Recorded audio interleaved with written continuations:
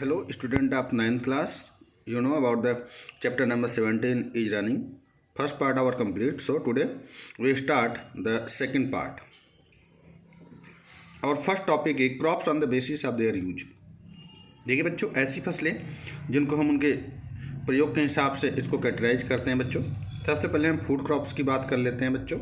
Food crops जो होते हैं बच्चों वो हमारे इटेबल्स होते हैं, जिसमें फूड में आप देखिए राइस ले लीजिए, वीट ले लीजिए, मेज है, ग्राम है, पल्सेस, ये सारी हमारी बच्चों क्या है, फूड क्रॉप्स कहलाती हैं। सेकंड हमारी होती है ट्रेड क्रॉप्स, या इसको हम कैश क्रॉप्स के नाम से जानते हैं बच्चों।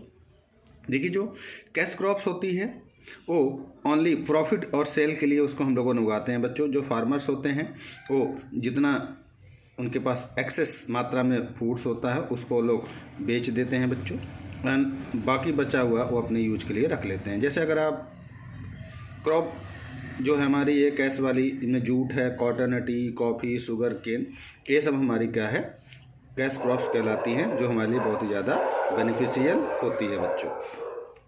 अपना नेक्स्ट टॉपिक बच्चों है लैंड रिफॉर्म प्रोग्राम्स।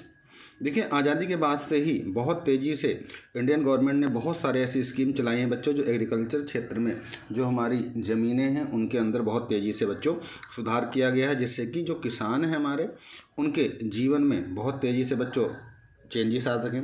देखिए जो पहले जमींदारी सिस्टम थी, गवर्नमेंट ने उसको एबॉलिश कर दिया बच्चों, समाप्त कर दिया, और बहुत सारी ऐसी नई नई चीज़ें हैं जो इंडियन गवर्नमेंट ने किसानों के लिए बच्चों प्रोवाइड की है। तो आइए देखते हैं क्या है। एंड ऑफ द मीडिएटर, सबसे पहली बात है जो बिचौली हुआ करते थे उसको हटा दिया, मिडिल मैन को हटा दिया बच्चों। टैक्सेशन रूल्स अच्छे कर दिए हैं। प्रोटेक्शन ऑफ द एक्विटेशन लैंड, आपकी ज़मीन की सुरक्षा के लिए कर दिया गया है। आपको ओनरशिप देना शुरू कर दिया है गवर्नमेंट ने, ठीक है। आपको प्लगिंग की मिल गया है, मार्केटिंग्स आपके पास अवेलेबल है। गवर्नमेंट आपको फार्मिंग में बहुत सारी सुविधाएं देती हैं बच्चों। बहुत सारी ऐसी चीज़ें हैं जो आपको अब गवर्नमेंट क्या कर रही है, प्रोवाइड कर रही है आज़ादी के बाद से। इंडिपेंडेंस के बाद देखिए तो हम बहुत तेज़ी से एग्रीकल्चर के क्षेत्र में बच्चों हमारा बहुत तेज़ी से क्या हुआ है, वृद्धि हुई है। नेक्स्ट टॉपिक बच्चों हमारा है इरिगेशन।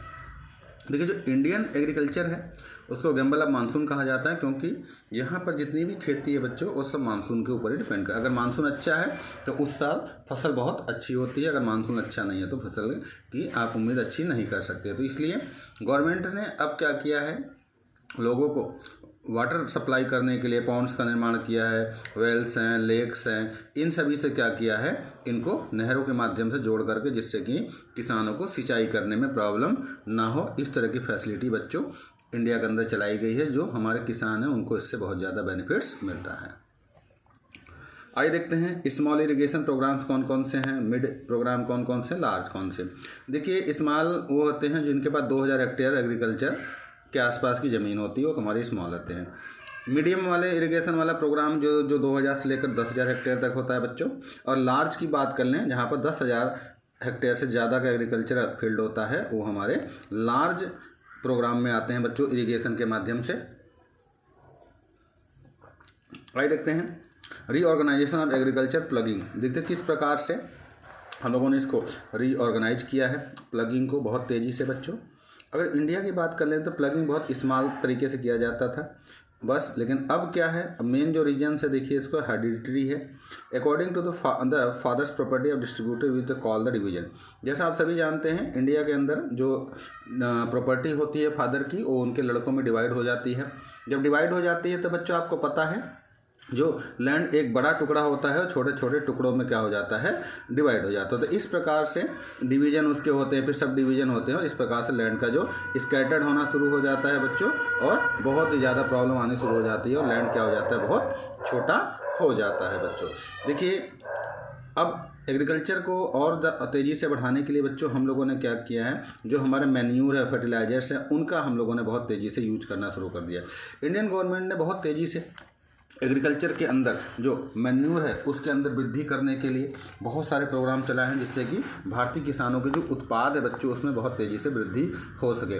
आज के टाइम में देखिए जो काऊ डग है वो सबसे बेस्ट आपको फर्टिलाइजर्स माना जाता है बच्चों, क्योंकि उससे बहुत तेज़ी से क्या हो रही है, जो इवोल्यूशन हुआ है, क्रांति हुई है बच्चों, ग्रीन रिवोल्यूशन, ये सब केमिकल फर्टिलाइजर और पेस्टिसाइड्स के माध्यम से हुआ है। लेकिन इनका बच्चों बहुत ज़्यादा मिसयूज होता है, ठीक है, ये हमारे स्वास्थ्य के लिए बिल्कुल भी अच्छा नहीं होता। तो इसलिए कोशिश यही करनी चाहिए कि हमें कम से कम फर्टिलाइजर्स का यूज करना चाहिए, क्योंकि हमारे लिए बहुत ज़्यादा बेनिफिशियल नहीं होते हैं, ये हमारे लिए हार्मफुल होते हैं।